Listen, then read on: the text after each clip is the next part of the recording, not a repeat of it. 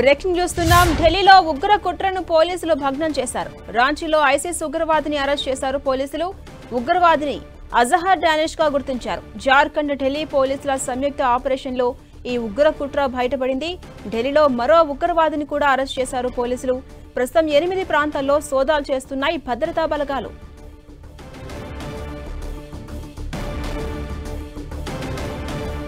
ఇదే అంశంపై మరింత సమాచారం మా ప్రతినిధి గోపి అందిస్తారు. గోపి,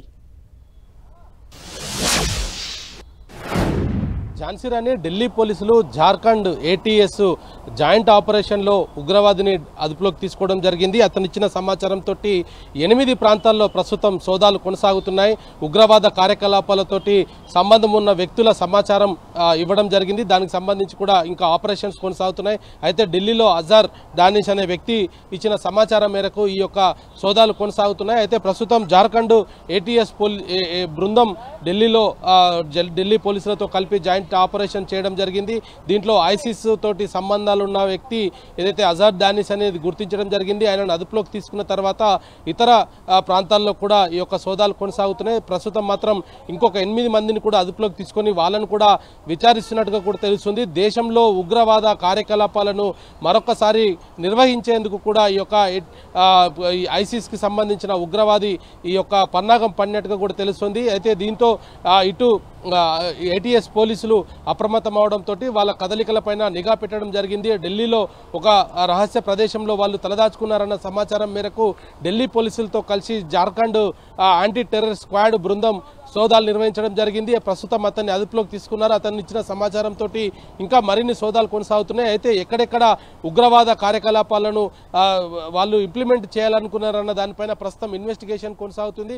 ఇప్పటికే దేశంలో అల్లర్లు సృష్టించేందుకు ఏదో ఒక రూపాన ఇటు టెర్రరిస్టులు తెగబడతారన్న కేంద్ర ఇంటెలిజెన్స్ సమాచారంతో అన్ని రాష్ట్రాలు కూడా అప్రమత్తం అవడం జరిగింది. ఎటువంటి అవాంఛనీయ సంఘటనలు జరగకుండా ప్రతి కదలికలపైన నిఘా పెట్టి ప్రతి పరిస్థితిని కూడా పరీక్షిస్తున్న పరిస్థితి అయితే కనపడుతుంది. మరి ఇటు ఐసిస్ పాకిస్తాన్ కి సంబంధించిన ఇంకా కొంతమంది కూడా ఇతనితో సంబంధాలు ఉన్నాయనేది కూడా కొంత అనుమానాలతోటి ప్రస్తుతం అయితే ఇన్వెస్టిగేషన్ అయితే కొనసాగుతుంది. 8 మందిని కూడా అదుపులోకి తీసుకున్నారు. ఢిల్లీ పోలీసులు కూడా దీంట్లో భాగస్వామ్యం అవ్వడము, ఢిల్లీలోనే వాళ్ళు ఉండడంతో ఇక్కడ ఏదైనా ఉగ్ర కార్యకలాపాలకు సంబంధించిన యాక్టివిటీస్ ని చేయాలనుకున్నారా, ఇక్కడ ఏదైనా బహిరంగ ప్రదేశాల్లో కావచ్చు లేదా పబ్లిక్ ఎక్కువగా గ్యాదర్ అయ్యే సమయంలో బాంబు బ్లాస్టులు కావచ్చు, ఇతర ప్రజలకు ప్రాణ నష్టం కలిగించే విధంగా ఏదైనా ఉగ్రకుట్టకు వీళ్ళు పన్నాగం పన్నారన్న దానిపైన కూడా ప్రస్తుతం పోలీసుల ఇన్వెస్టిగేషన్ అయితే కొనసాగుతుంది. 8 చోట్ల కూడా 8 మందికి సంబంధించి వాళ్ళను అదుపులోకి తీసుకున్నారు. వాళ్ళందరూ కూడా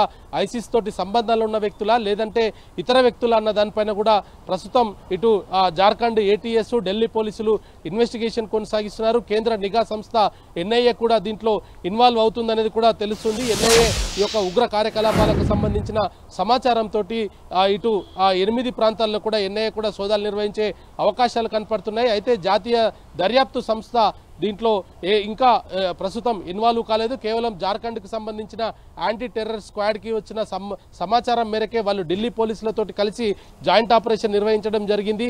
అయితే డానిష్ ఇచ్చిన సమాచారం ఏ విధంగా ఉంది, 8 చోట్ల ఏకకాలంలో ఏ విధంగా దాడులు చేయగలిగారు, ఇంకా ఎవరైనా ఉగ్రవాదులు ఇంకా తలదాచుకుని ఉన్నారా ఇతర ప్రదేశాల్లో అన్న దానిపైన కూడా ఇంకా సమాచారం రావాల్సి ఉంది. ఇటు కేంద్ర దర్యాప్తు సంస్థ కూడా దీనిపైన ఇన్వెస్టిగేషన్ చేసి లోతైన సమాచారాన్ని కూడా సేకరించే అవకాశాలు కనపడుతున్నాయి. దేశంలో ఉగ్రవాద కుట్రలు జరగబోతున్నాయన్న ఈ కేంద్ర నిఘా సంస్థల సమాచారం మేరకే ప్రస్తుతం ఈ యొక్క సోదాలైతే కొనసాగినట్టు తెలుస్తుంది. ఝాన్సీ రాణి. Right, thank you Gopi.